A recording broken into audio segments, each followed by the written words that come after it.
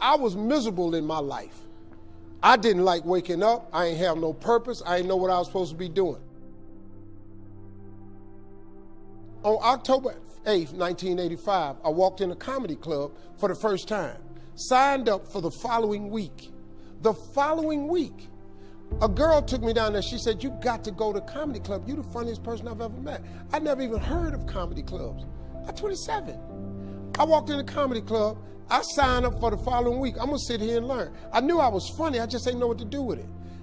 They had 10 acts go up. 9 of them went up. I didn't laugh at one joke. I was just sitting there just, man, I wish that was me. Man, they should have said this. Every joke they told, I knew the punchline before they said it, and I wrote a better punchline in my mind, what they should have said. It got to guy number 10, they called his name, he wasn't there.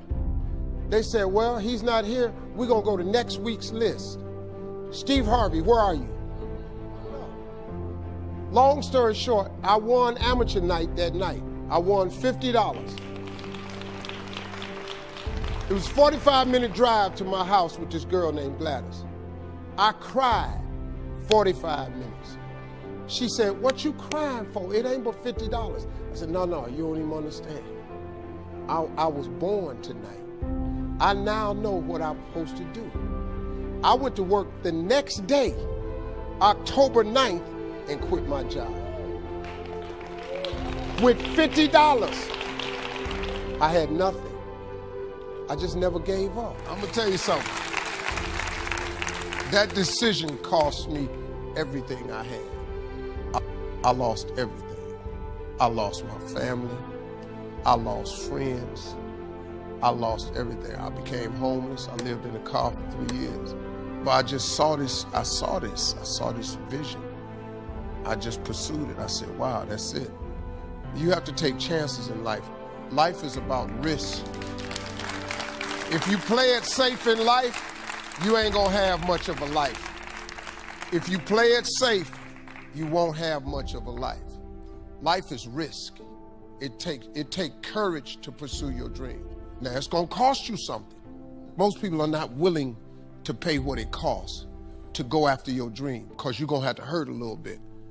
And most people don't like being uncomfortable. If you don't wanna be uncomfortable, please do not pursue success, because success is a very uncomfortable feeling. And I just learned to be comfortable being uncomfortable. Life is hard. See, for every time you have a plan, a dream, an aspiration, or a goal, do you know what happens every time you have one of those? This thing comes along called life. It happens to everybody. Life has disappointments. It's got peaks and valleys. You're gonna lose somebody you care about one day. That's a valley. Somebody gonna close the plant you thought was gonna stay open so you could retire. That's a valley. Somebody gonna fire you for an unjust cause. That's a valley. The people that got your credit card gonna sell their company, gonna sell their business to another credit card company. Your 18% go up to 26%. You don't even know why now your minimum didn't change. Because it's life. You can stop thinking that life fitting to be easy, because I got news for you, it ain't. That's a false hope to think you're gonna have a wonderfully carefree life. That's unthinkable. We all live in this bubble.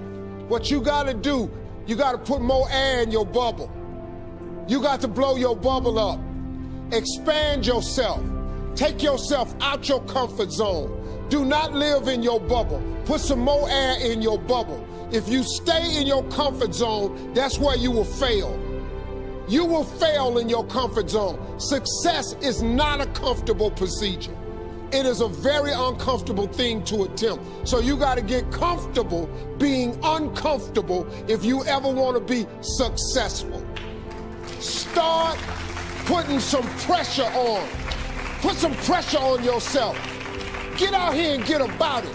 Look, I'd love to sugarcoat this thing for you. I'd love to tell you, look, you can go out here and get rich, do a couple of things. That ain't happening. You got to get real doggish. You got to get downright funky if you want to make it. Now, like I was telling you before, if you want to be ordinary, you ain't even got to listen to me. Just go on about your business. If you think ordinary is cool, ain't no problem. It's some really, really wonderful, ordinary people. But if you are sitting in this room and you have extraordinary aspirations, then you're going to have to do extra. You put extra on top of ordinary and you come up with extraordinary.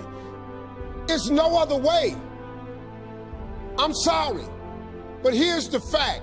All of you have extraordinary capabilities, all of you. You have to decide if you are willing to do the things to put you in that category.